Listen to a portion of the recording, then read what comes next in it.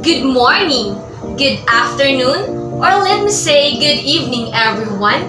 I am Montesa Marie S. Deliada, and together with my group mates, Miss Kristen May M. Narciso and Mr. Jarek C. Cabusog, we will discuss to you the rise and the decline of the Roman Empire and how did Christianity spread throughout Europe. The learning objectives of this video are: at the end of the topic, the student should be able to discuss how the Roman Republic became an empire, identify how Roman Empire crumbles and Christianity spread throughout Europe, and lastly, appreciate how the Roman Empire laid the foundation of the modern world. The Roman Empire is an ancient civilization and one of history's most legendary sovereign states. It was a powerful civilization that ruled for nearly 1,000 years, controlling a huge portion of Europe.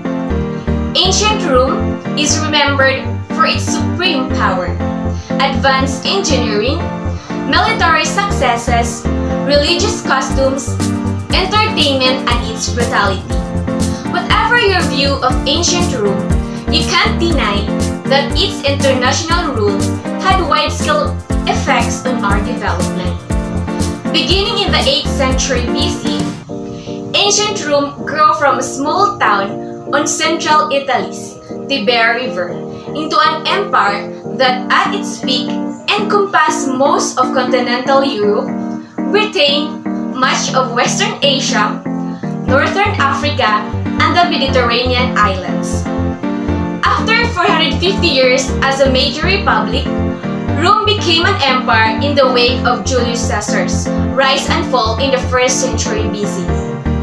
With such a long and complex history spanning across different continents, the Roman Empire can be hard to trace. In order to distinguish its rise and fall, we must first go back to its humble beginnings. Rome was founded around 625 BC in the areas of ancient Italy known as Etruria and Latium.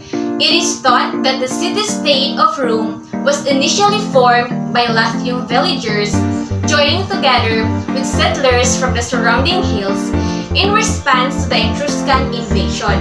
A dramatic story is said to have taken place here all those years ago between twin brothers called Romulus and Remus. Ayon sa isang matandang alamat, ang Rome ay itinatag ng kambal na sina Romulus at Remus. Habang mga sanggol pa lamang sila, inilagay sila sa basket at ipinaanod sa Tiber River ng kanilang amain sa takot na angkinin ng kambal ang kanyang trono. Ang kambal ay sinagip at inaruga ng isa ang babaeng lobo. Nang lumaki ang dalawa at nalaman ang kanilang pinagmulan, inangkin nila ang trono at itinatag ang Rome sa pampang ng Tiber River noong 753 BCE.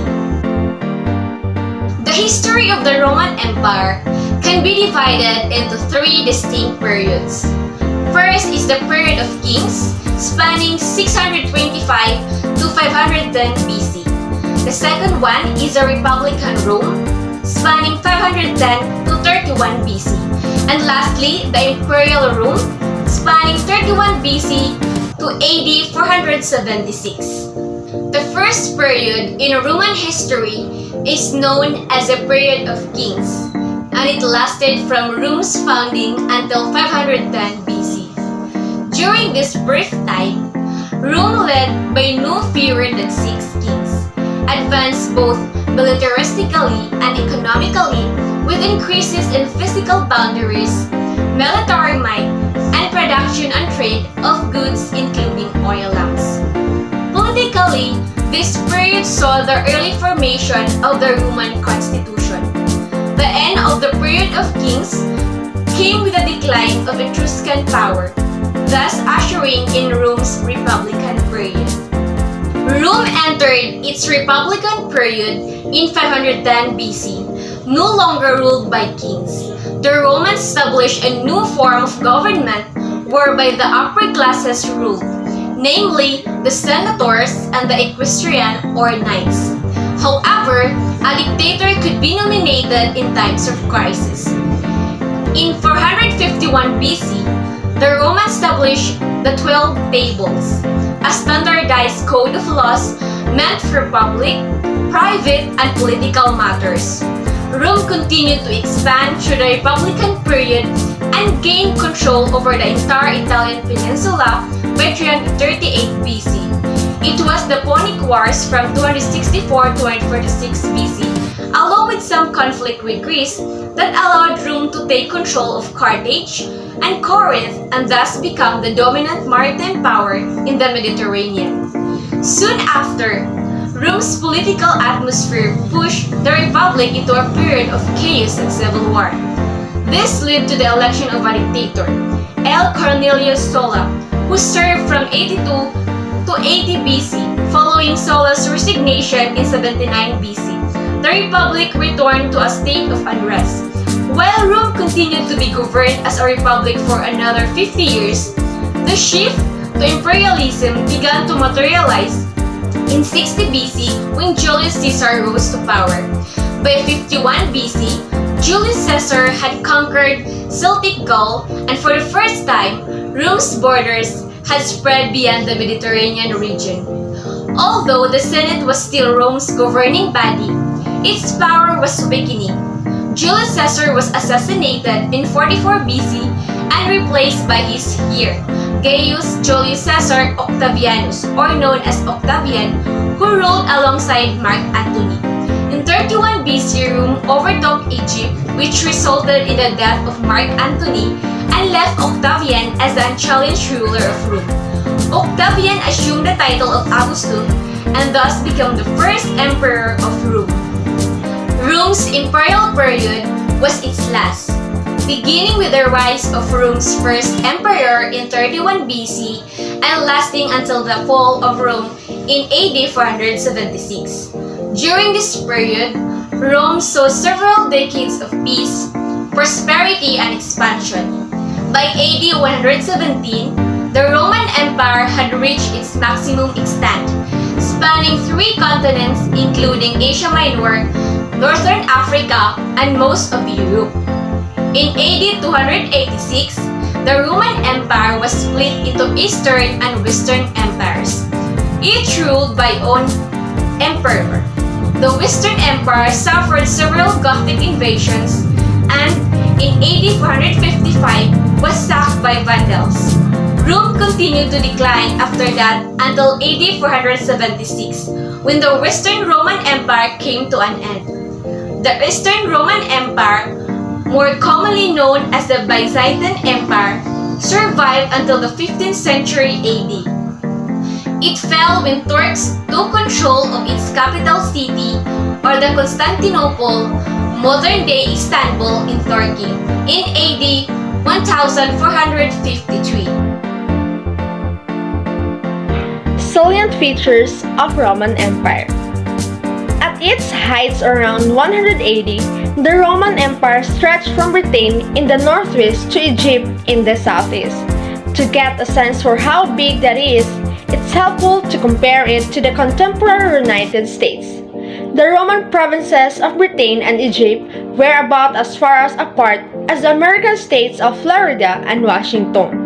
One obvious difference is that the Roman Empire had the Mediterranean in the middle of it, which helped move people and supplies over vast distances.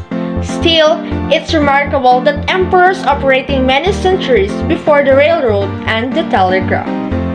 Provinces of Rome. So the Roman Empire reached its greatest size under the reign of Trajan in 117 AD.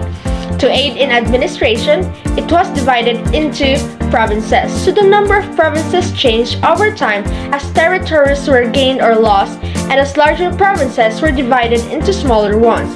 There were 46 provinces under Trajan, a figure that would grow to 96 by the reign of Diocletian. In Trajan's time, provinces in the interior of the country were run by the governors chosen by the Senate, a legislative body run by leading aristocrats. In contrast, Border provinces were run by governors named directly by the emperor. This was a security measure. Border provinces needed armies to defend against invasion, and emperors worried that if these troops were put under the control of someone not personally loyal to the emperor, that person could try to seize the power and proclaim himself as emperor. Rome conquers Italy. So Rome went from being one of many city-states in 340 BC to being master of the entire peninsula by 264. The conquest occurred in three phases. In 340, Rome came into conflict with its former allies. Beginning in 326, Rome fought the Samnites to the east, a conflict that would continue sporadically until Roman victory in 282. Rome then turned its attention to the Greeks in the south of Italy, fighting a war with the Greek king Pyrrhus. Pyrrhus won two major battles against the Romans in 280 and 279 respectively, but he took such heavy casualties in those battles that he would eventually lose the war. The First War with Carthage. Mediterranean in 218 BC. Firm control over Italy made Rome one of the Mediterranean's major powers. The Romans began to come into a conflict with another rising power located just across the water, Carthage. Located in North Africa, near modern-day Tunis, Carthage was the capital of a seafaring empire, shown here in red, that dominated commerce in the western Mediterranean. Rome fought three conflicts with Carthage, known as the Punic Wars between 264 and 146 BC. The first conflict occurred after Carthage intervened in dispute of the island of Sicily, just off the southern tip of Italy. This map shows the situation after the war. Rome gained control of the islands of Sicily, Corsica, and Sardinia, making it a significant naval power for the first time. So Hannibal attacks Rome. One of the greatest military minds of the ancient world was Hannibal. A Carthaginian born during the First Punic War, he bore a lifelong grudge against Rome. In 218 BC, he led an army including famously a few dozen elephants from Carthaginian-controlled Spain across the Alps of northern Italy, starting the Second War between Rome and Carthage. Hannibal believed Italians were chafing under the Roman yoke. He hoped his arrival would trigger a broad rebellion that would break Rome's control of Italy. The Rome's powerful manipulation formation. In the early years of the Republic, the Roman infantry used a version of the Greek phalanx. In this formation, soldiers stand shoulder to shoulder in a tightly packed formation that can be more than a dozen soldiers deep. Soldiers in the front were protected by a wall of large shields, and they tried to reach around their shields with long spears to stop the enemy. While this formation worked well on a level ground, the Romans found it was too brittle for the hilly terrain where they did much of their fighting. It became extremely vulnerable if a gap opened up in the ranks. Maniples behind the front line can step into any gaps that open up in the front line. The Romans put their least experienced soldiers in the front line in hopes that the enemy would waste energy fighting them, making them too exhausted to put up a fight when they reached more experienced and better armed soldiers farther back. The changing culture of the Roman army. Between 200 BC and 1480, Rome conquered most of the Western Europe, Greece and the Balkans, the Middle East, and the North Africa. One result was profound changes to Rome's military. Previously, military service had been limited to Romans with property holdings who would serve for a few seasons and then return to their farms. But in 107 BC, to cope with growing demands for military manpower, the Roman commander Marius opened the army to landless peasants and extended the length of military service. Fighting effectively in this formation required greater skill, but the professional Roman legions had time to learn the necessary maneuvers. Good day everyone, my name is George Luis Capusog and my part is all about the Republic becomes an empire.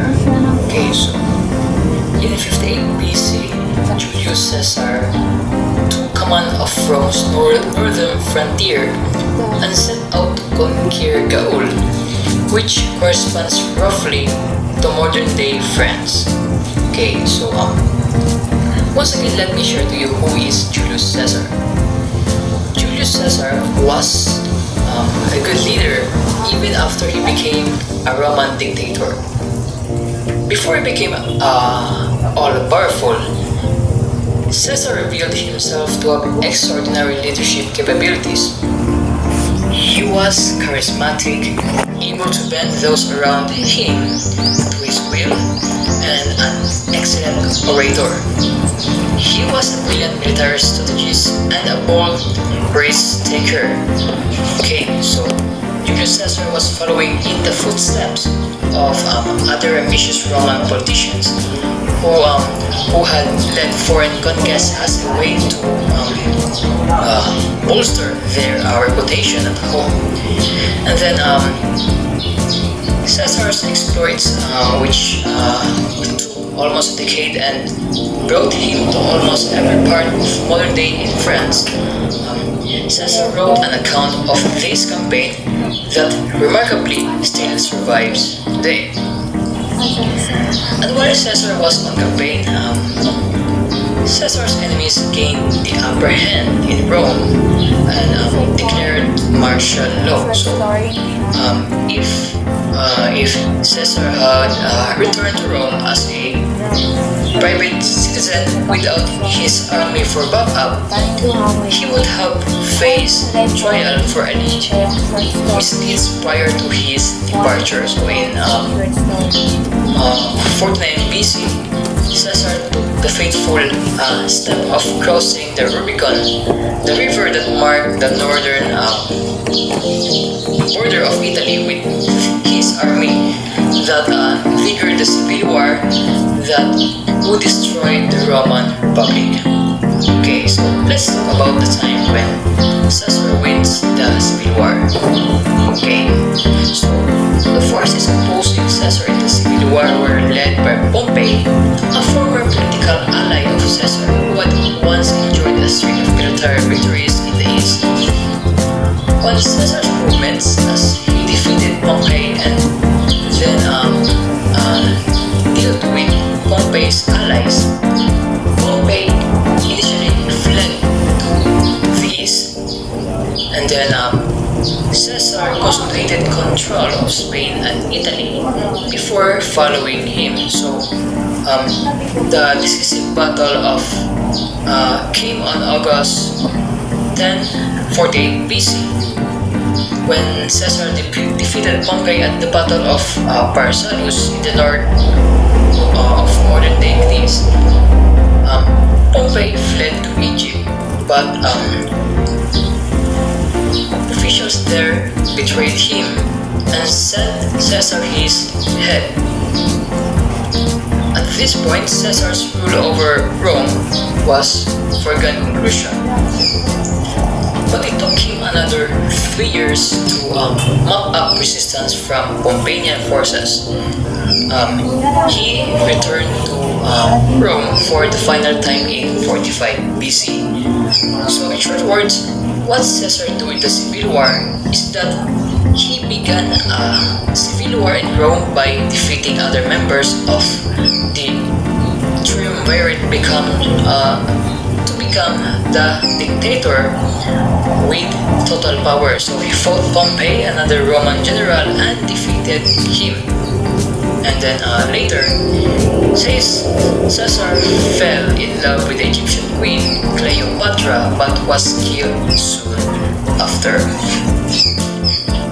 Next is the Julius Caesar assassination.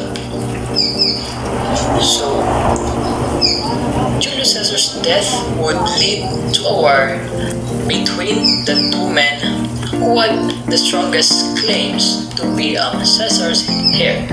One was Caesar's longtime deputy, Mark Antony.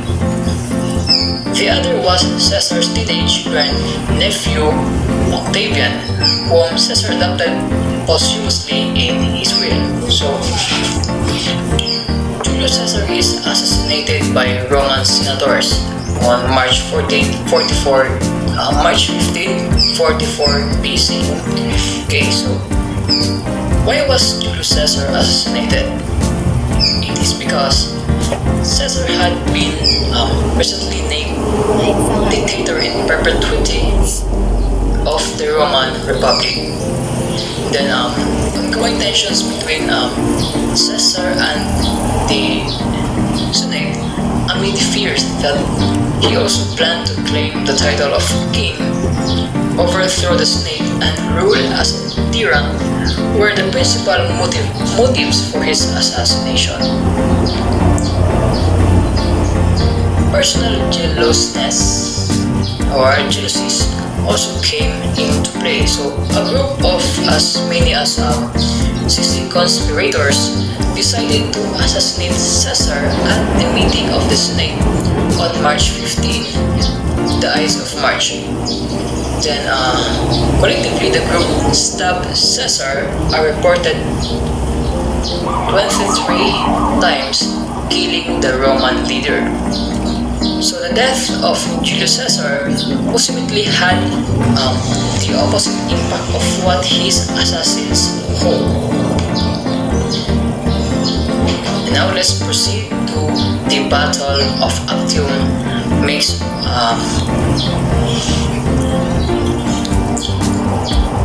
the Battle of Actium makes Augustus Rome's first emperor.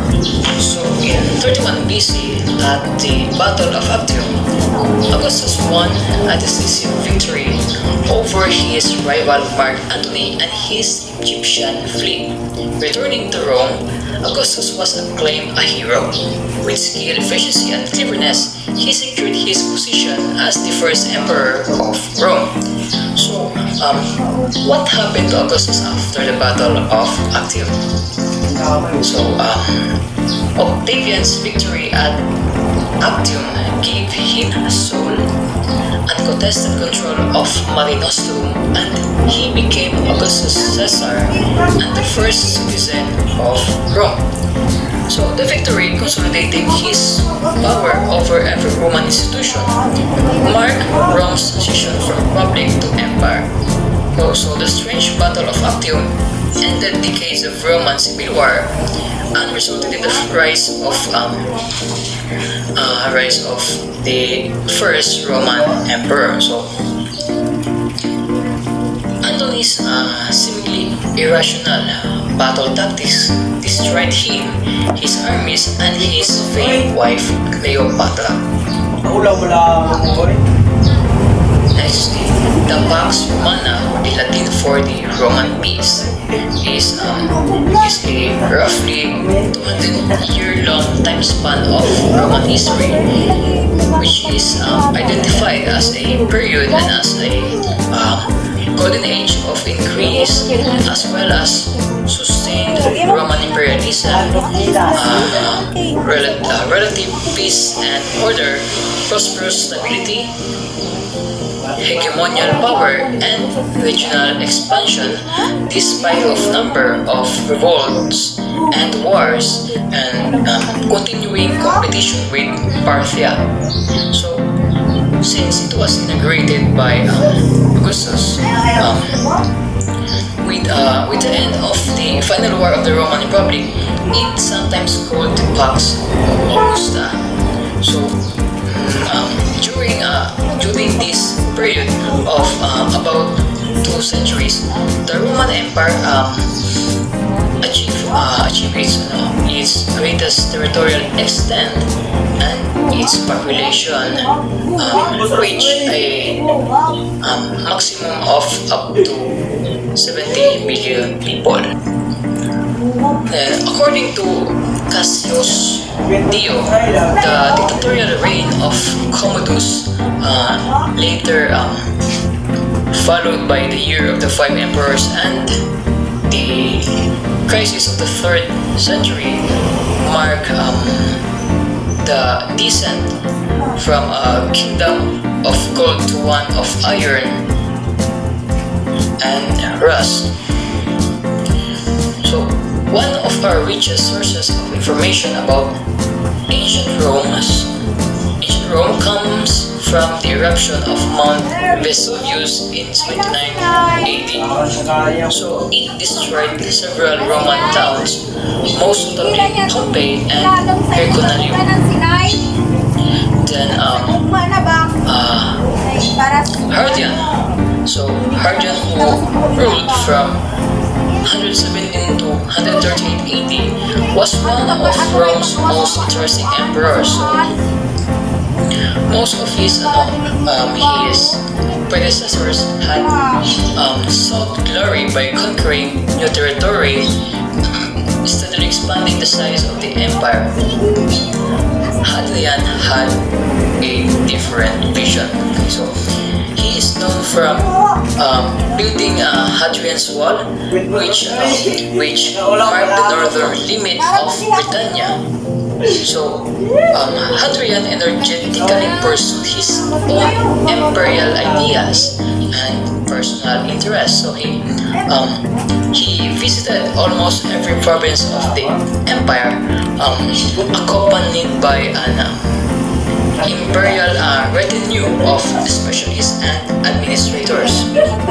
So he is best known for his literary pursuits. His substantial building projects throughout the Roman Empire, and especially the Hadrian's Wall in northern Britain. And now let's proceed to the rise of Christianity in the Roman Empire.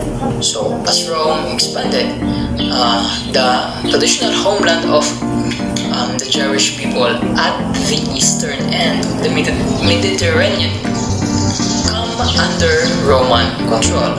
So Roman troops first invaded the area under Pompey in 63 BC, and after 14 BC it was ruled as Roman client-state by King Herod. Okay, so talking about the spread of Christianity throughout the empire, Jesus Christ's birthplace in Bethlehem became part of the Roman province of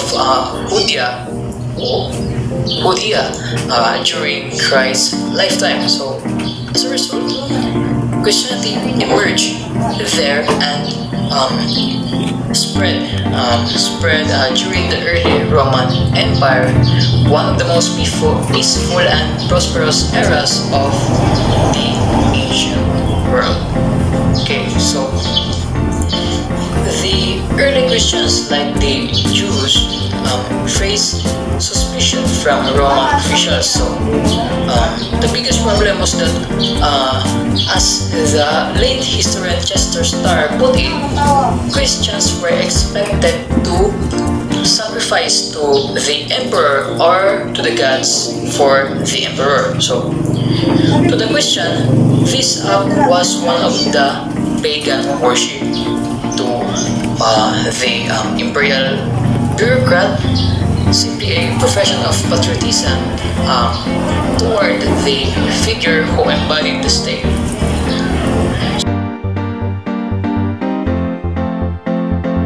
Jews became a significant part of the Roman Empire's population in the 1st century CE, with some estimates as high as 7 million people. In the 1st century AD, Jews lived across the Roman Empire in relative harmony, protected by Rome and allowed to continue their religion. Everything was fine until rebellion in Judea led to a major change in the practice of their faith. In 66 CE, band of Jews revolt against Roman rule, the First Jewish-Roman War, sometimes called the Great Jewish Revolt or the Jewish War. It was the first of 3 major rebellions by the Jews against the Roman Empire, fought in Roman-controlled Judea, resulting in the destruction of Jewish towns, the displacement of its people, and appropriation of land for Roman military use, as well as the destruction of the Jewish temple and polity. In 70 CE, Romans stormed Jerusalem and destroyed temple complex, leaving only western portion or the Jews' holiest shrine. In 73 CE, about 500,000 Jews killed by Romans. In 132, Jews made second attempt at revolt. Another 500,000 Jews killed. Some historians claim the Bar Kokhba revolt was the result of Emperor Hadrian's attitude towards Judea. The temperament of the Jewish people had never changed after the failure of the first revolt. The conquest of Britain began in earnest under the Emperor Claudius in 43 AD. Over the next 4 decades, Roman troops explored the entire island, including the northernmost parts of Scotland. But the Romans only conquered an area roughly corresponding to modern-day England and Wales. The Romans would govern this territory until 410, when the declining Western Roman Empire was forced to abandon the remote province. So the decline of Rome for the first 2 centuries. After Augustus became emperor in 27 BC, the Roman Empire experienced a period of unprecedented political stability and economic prosperity. Some were murdered by their own armies, others died in civil wars against rebel claimants to the throne, one died in a battle against foreign foe, another was captured in battle and died in captivity. It wouldn't have been surprising if this cycle of bloodshed had led to the dissolution of the empire. Constantine takes power and Christianizes the empire. Diocletian set up an imperial structure called Tetrarchy, in which power was shared among 4 emperors. He wanted to provide more localized leadership for an empire that had become too sprawling and complex for any one man to manage. He created a new imperial capital at Byzantium and renamed it Constantinople, laying the foundation for an Eastern Roman Empire that would endure long after the West fell. Even more important, Constantine was Rome's first Christian emperor. When he took the throne, he began the transformation of Rome into a Christian empire, while some of his subjects resisted Christianity. The change ultimately stopped. As a result, Christianity became the dominant religion of Europe for the next 1,500 years.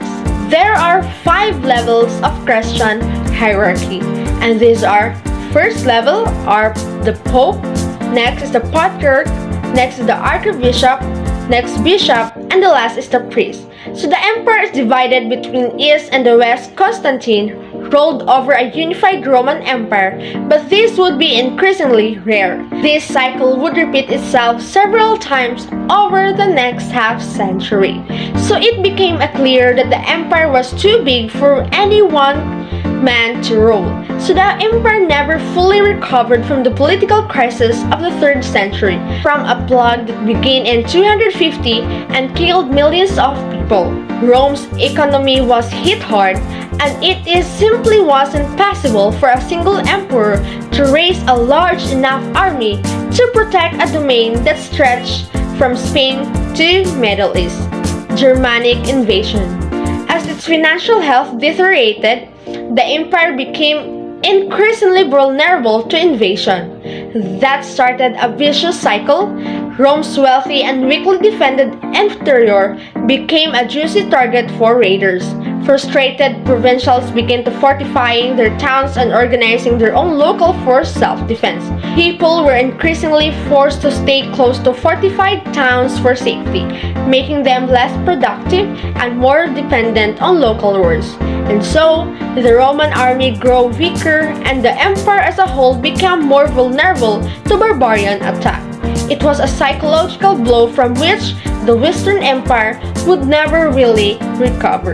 The end of the Western Empire. Historians generally date the end of the Western Empire to 476 AD. That's the year that Emperor Romulus Augustulus was deposed by the barbarian general Odoacer, who declared himself the king of Italy.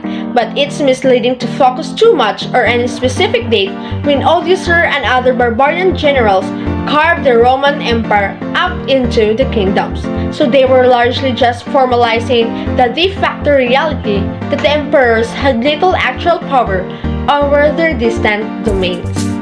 In 880, Charlemagne, the king of the Franks, persuaded Pope Leo III to name him emperor, a title that hadn't been held in the West in 3 centuries. So, Charlemagne's successors built what come to be known as the Holy Roman Empire. So, between 962 and 1806, it would control most of modern-day Germany and portions of modern-day France, Italy, and Central Europe.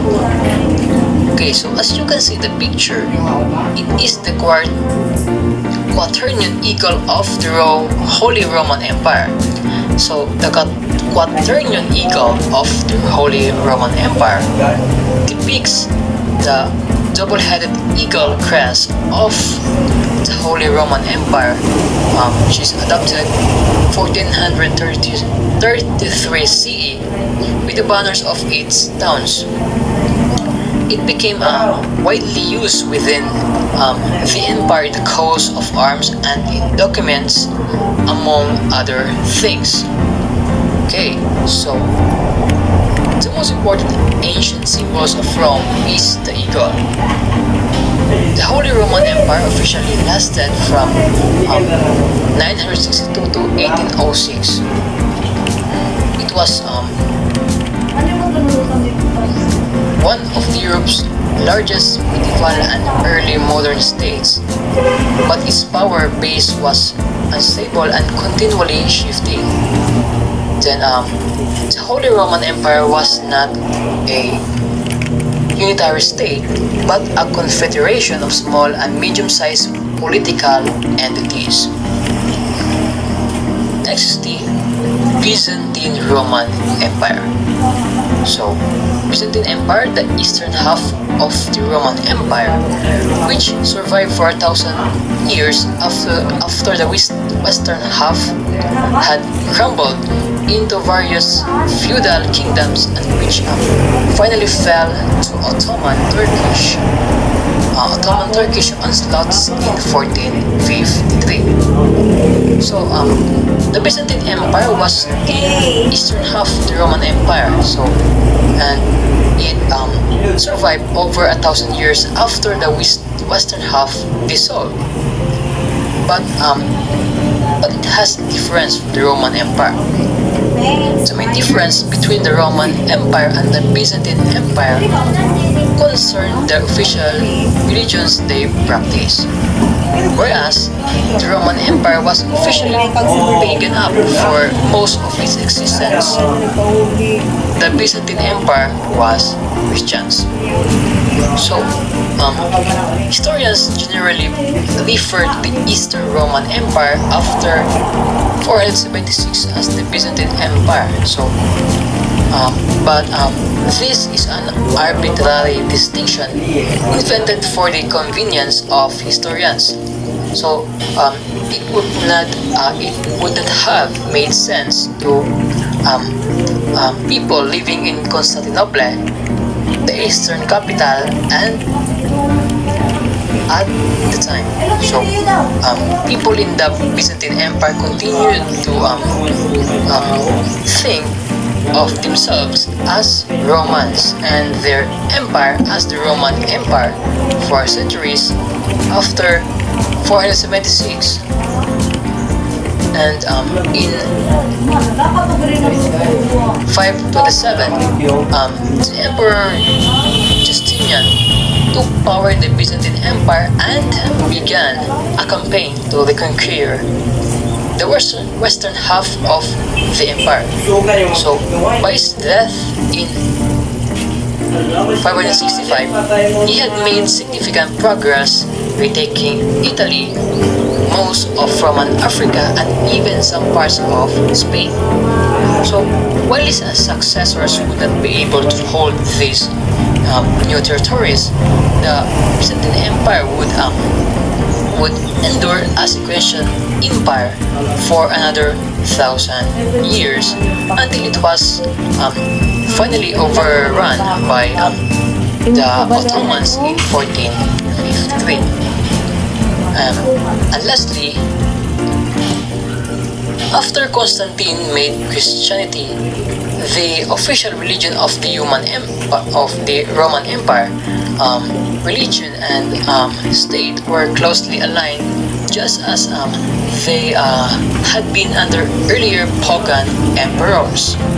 So popes began stepping into the power vacuum Rome had created. So as shown in the picture, the map shows the Papal States, sovereign territory that was governed by the popes from 700s until particular Italian authorities annexed most of it in the 18,000s. So today, the Roman Catholic Church still operates in Latin from Vatican City, a tiny sovereign state inside the modern city of Rome. So for now, let's talk about the Papal States. Okay, so after Constantine made Christianity the official religion of the Roman Empire, religion and state were closely aligned, just as they had been under earlier pagan emperors. But that began to change after the Western Empire collapsed.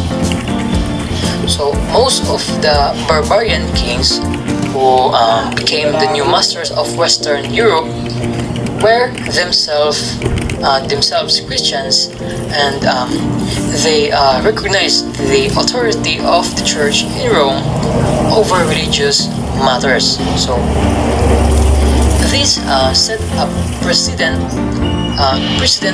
for the modern separation of church and state, and it allowed the church to thrive even as the Western Roman Empire crumbled. Indeed, popes began stepping into the power vacuum Rome had created. So today, the Roman Catholic Church still operates in Latin from Vatican City, a tiny sovereign state inside the modern city of Rome. In 500 BC, Rome was a minor city-state on the Italian peninsula. By 200 BC, the Roman Republic had conquered Italy, and over the following 2 centuries, it conquered Greece and Spain, the North African coast, much of the Middle East, modern-day France, and even the remote island of Britain. In 27 BC, the Republic became an empire, which endured for another 400 years. Finally, the cost of holding such a vast area together became too great. Rome gradually split into eastern and western halves, and by 476 AD, the western half of the empire had been destroyed by invasions from Germanic tribes. The eastern part of the empire, based in Constantinople, continued for many centuries after that.